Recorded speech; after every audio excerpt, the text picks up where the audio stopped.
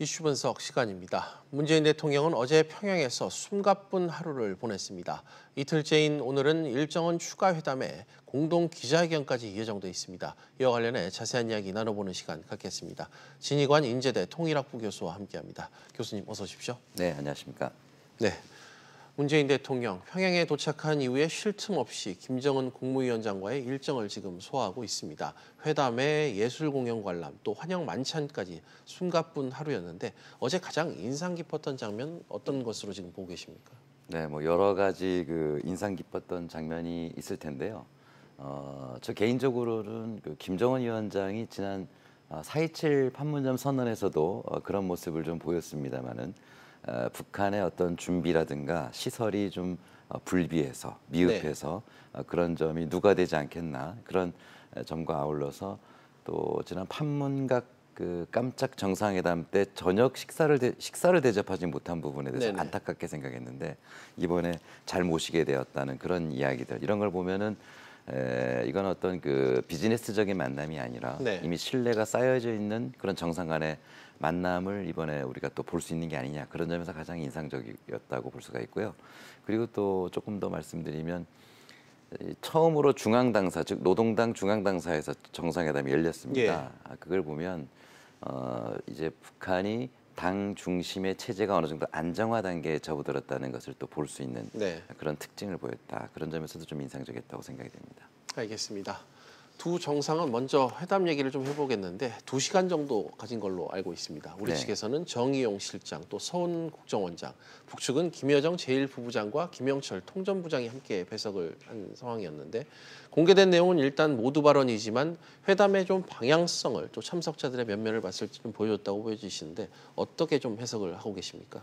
네, 배석자들을 보면은 가장 이번에 남북 간의 대화에 있어서 최고 실무 책임자들이 다 참석을 했다. 네. 그렇게 볼 수 있을 것 같습니다. 우리 측은 정의용 국가보실장과 서훈 원장이 그동안 특사단으로 여러 번 방북하면서 이런 문제를 풀어왔고 뿐만 아니라 미국까지 가서 북미 정상회담까지 결실을 이뤘었지 않습니까? 또 북측도 역시 통전부장 김영철 부장이 우리 평창 폐회식에서부터 시작해가지고 지속적으로 우리와 많은 대화를 했던 인물이고 그래서 어제 배석자 면면을 보면은 중대한 논의가 어제 정상회담에서 상당 부분 매듭지어진 게 아니냐 그렇게 판단이 됩니다. 네.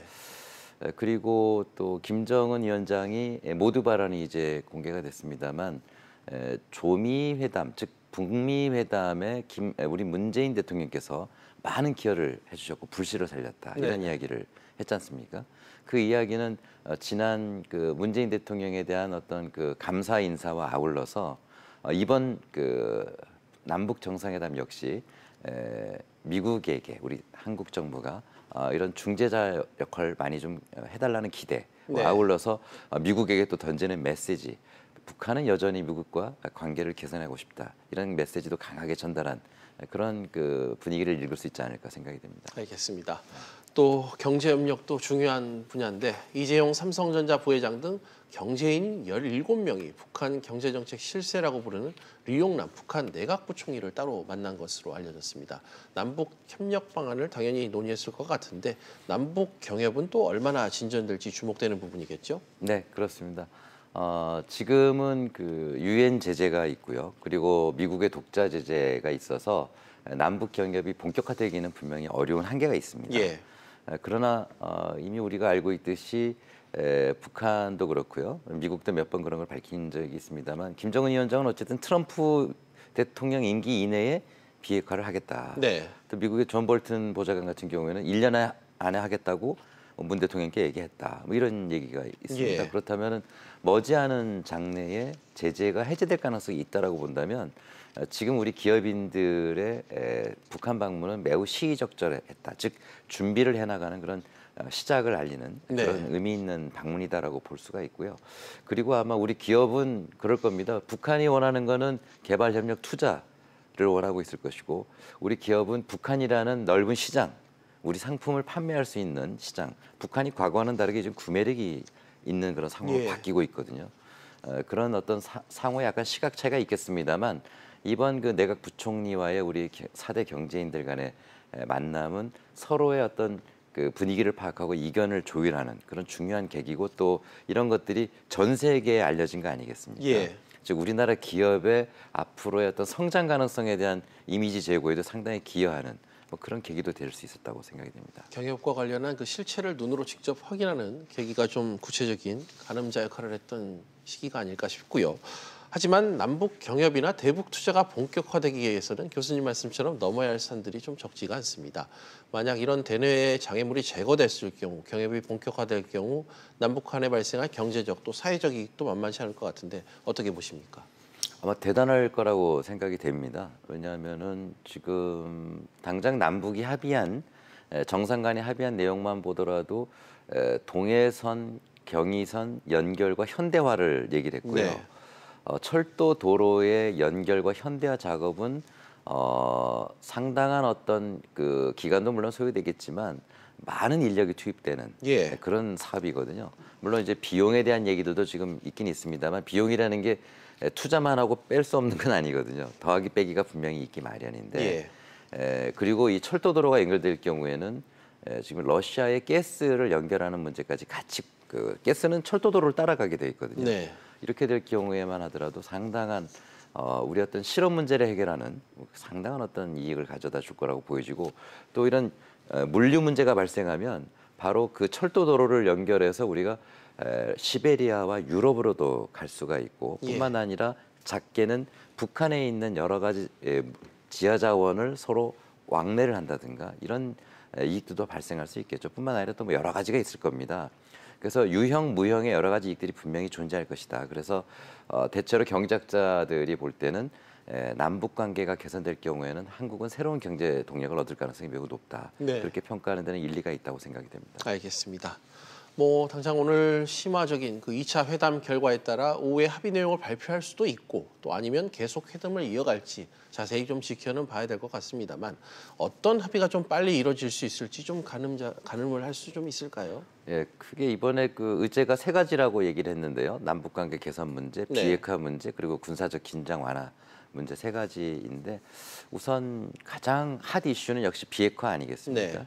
근데 비핵화는 역시 이것은 우리가 계기를 만드는 수준에서 더 이상 나가기는 어려운 측면이 있는 것 같습니다. 왜냐하면 비핵화는 미국이라는 변수가 또 중요하기 때문에 남북한의 합의만 가지고 되는 게 아니라서 아마 어떤 전제를 가지고 합의를 할 가능성이 있고요.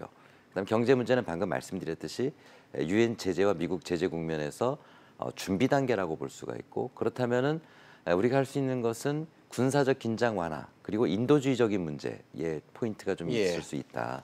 그래서 군사적 긴장 완화를 위해서 비무장지대 어떤 비무장화를 위한 그런 약속이라든가 만약에 아직 뭐 좀 이릅니다마는 군축까지도 갈 수 있다면 상당한 그 진전이라고 보고요.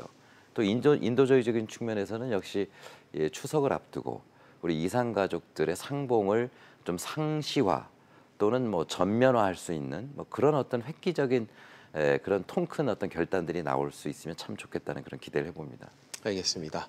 만약 오늘 두 정상의 합의 내용까지 원만히 발표한다면 문 대통령은 옥류관에서 오찬을 또 갖고 평양의 주요 시설도 둘러볼 예정인 걸로 알고 있습니다.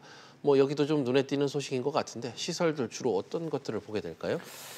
글쎄요, 뭐 지금은 예측하기는 어려운 것 같은데요. 아마 최근에 그 북한의 뉴스들을 보면 중점적으로 보도하는 것들이 몇 가지 있는데 한 가지 그 뭐 대체로는 인민생활 향상에 대한 내용과 그 다음에는 5개년 계획 달성을 위한 산업 현대화라든가 증산 문제 여기에 포인트가 있습니다. 그래서 인민생활에 대해서는 지금 많이 알려져 있습니다만 그 대동강 수산물을 판매하는 그 장소 거기는 이제 생선도 판매하지만 식당도 있는데 굉장히 대규모로 만들어져 있죠.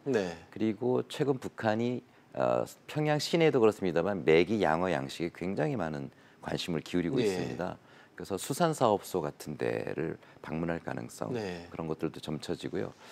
그다음에 그 공장 부분에서는 지금 뭐 다양한 부분에서 북한이 지금 관심을 가지고 있는데 역시 인민경제 4대 부분 뭐 철도, 금속이라든가 전력이라든가 뭐 이런 부분에 대한 어떤 어떤 방문이 있지 않겠나 이렇게 예상이 되는데 그건 좀 두고 봐야지 되지 않겠나 싶습니다. 알겠습니다.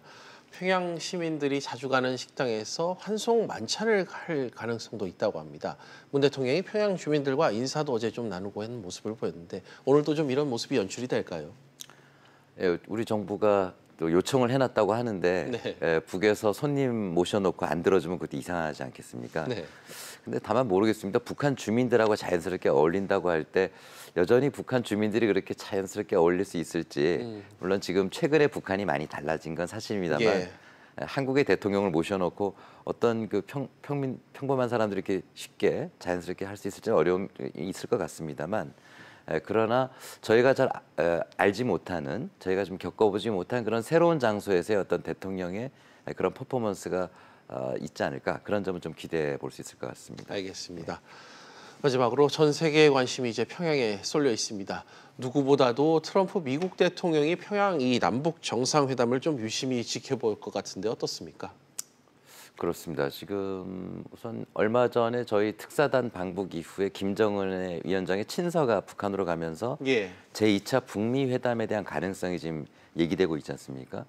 그런데 또 저희 남북 정상회담을 앞두고 바로 우리 대통령이 북한으로 가기 몇 시간 전 미국의 그 헤더노트 그 국무부 대변인이죠. 예. 대변인이 트위터를 통해서 북한에 대한 지속적인 어떤 압박, 그다음에 강경화 외교부 장관과 폼페이오 장관과의 어떤 그 전화 통화를 통한 그런 그 FFVD의 그 최종적인 그 비핵화에 대한 어떤 그런 합의 이런 것들을 공개 발표를 했고요. 예. 폼페이오도 마찬가지입니다. 유엔 안보리를 소집했다. 북한의 비핵화를 위한 압박은 계속될 것이다. 이런 상당히 그 강압하는 그런 얘기들을 했거든요. 이런 이야기들의 배경이 뭔가라고 본다면 그 기존의 어떤 압박은 지속하되 그러나 북미 관계가 어떤 대화로 풀리는 것들에 대해서 미국 내의 반발 여론을 잠재우기 위한 어떤 그런 제스처로 보는 것도 가능한데 네. 어쨌든 지금은 좀 두고 봐야 되지 않겠나 싶습니다. 알겠습니다. 지금까지 인제대 통일학부 진희관 교수와 이야기 나눠봤습니다. 교수님 오늘 말씀 고맙습니다. 네, 감사합니다.